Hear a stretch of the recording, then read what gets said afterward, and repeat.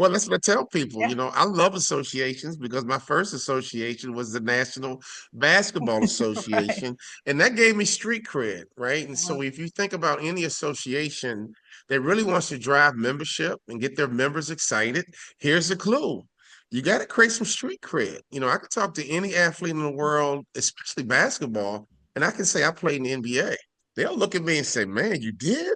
Instant street cred. So I teach my association members, if you want to grow your membership, you got Mhm. to create some street cred where people feel honored to be a member of your association. You have to have some type of recognition that people really strive for. So the NBA has a lot of programs. A lot of players didn't take advantage of the programs, but I did. But being a member of the association, as they say, membership has privileges. Right? Mhm. And so I was the guy who took full advantage of all of the resources. Not only did I do an internship with Merrill Lynch, I did an internship through the NBA. And I got a chance to work on inside stuff. Bottom line, I took advantage of the resources Mhm. of the National Basketball Association and the National Basketball Players Associations. So I love Yeah, associations we love because that. they have resources. The truth is, everyone has different motives to belong to the association. And it's our job in the association industry to create a smorgasbord of resources for our members because everyone's going to join for a different reason. Yes, I'm a member. I'm in the Hall of Fame for the National Speakers Association. And you're Mhm. right. When my NBA career ended, I needed to make money. And my wife and I watched the checking account dwindle. And people were like, you got to tell your story, man. You didn't start in college. You made it to the NBA and you Mhm. started your rookie year in the NBA, man. You got to tell your story. And people kept saying that to me. And my college basketball coach, Clem Haskins, was like, you should be a motivational speaker. So I'm looking at my checking account. I had never had a real job. And I was like, holy smokes, we got to do something. And I joined the National Speakers Association. And they taught me Mhm. how to monetize my story and build a business. I love the NBA because they gave me street cred. They gave me a platform. I love the National Speakers Association because they taught me how to make money. So that's another reason why people belong to associations. They want to grow their business, right? So if I'm running an association, man, what people are looking for are pretty obvious. Maybe it's advocacy, and that's why they join. Maybe it's street cred, and that's why they join. Maybe they need to grow their business, and that's why they join. You have to be all things, all people. You have to serve everyone in your industry because people join associations for different reasons. I've seen some great associations. I've seen some duds, and a lot of times people don't understand what their professionals are looking for within the Mhm. association market. The number one reason why people belong to their association, the number one reason is the network. Mhm. I've been to conferences, been a keynote speaker, and they had the agenda so jam packed, people didn't get the network. And I'm like, come on, time out. In basketball, you got to time out.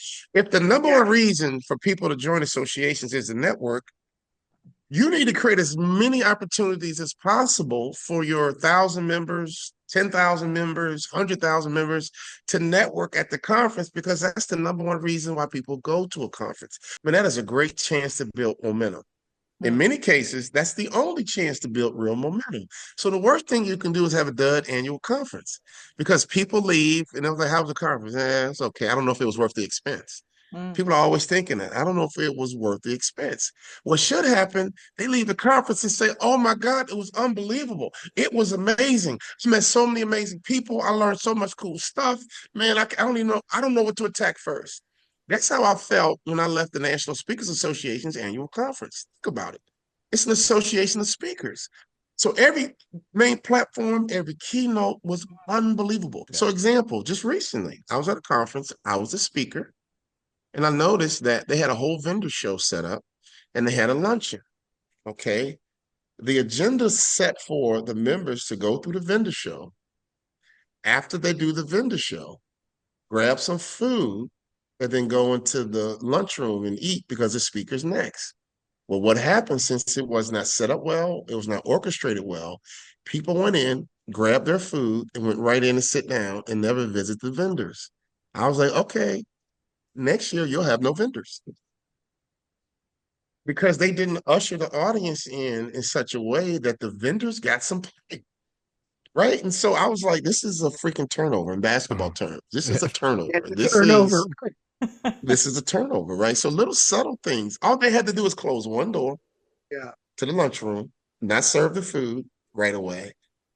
They had nowhere else to go. Forced them into the vendor show. The vendors get to meet with them, talk with them, sell them, do whatever you do as a vendor. And then after that kind of quiets down, then open up the food. I'll give you another tip.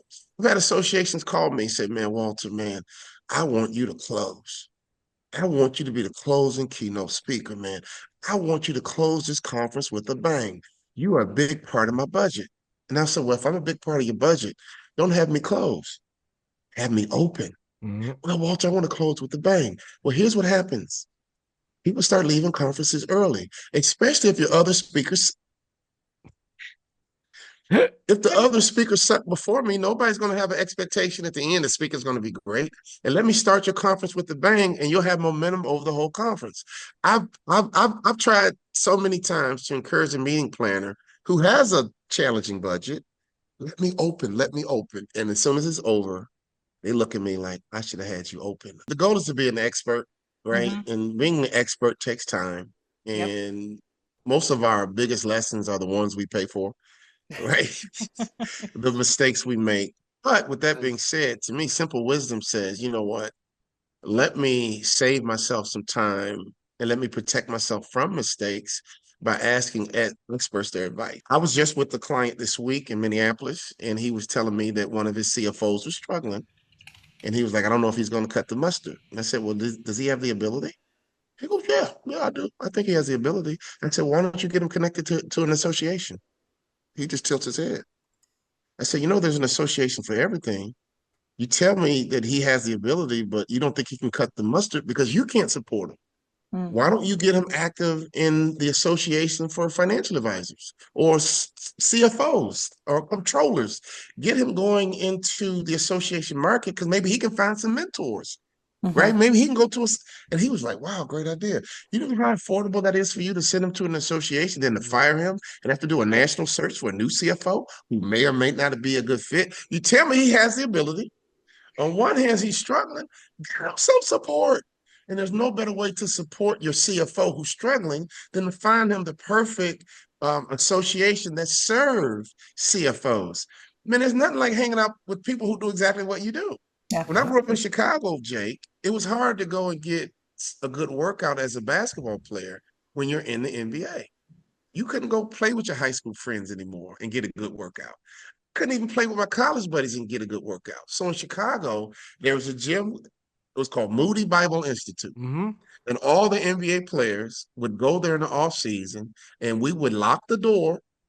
You could only get in that gym unless you were an NBA ball player or a big time college ball player who was inevitably going to the NBA. So Juwan Howard and Dwayne Wade and all these guys in high school would get in that gym, obviously. They probably were better than me at the time or whatever.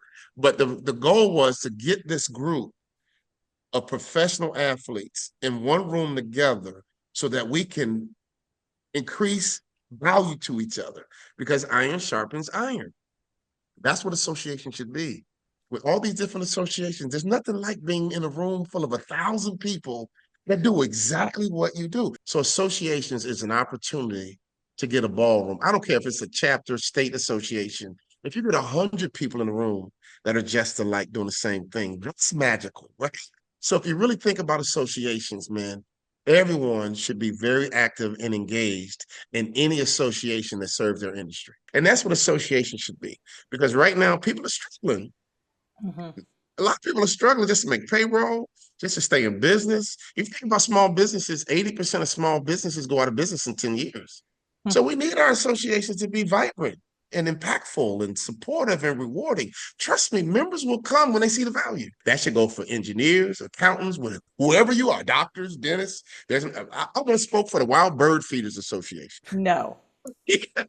These are people who feed wild birds and have those cages in their yard. It was like, man, there's literally an association for No way. everything. You made that up. Yes.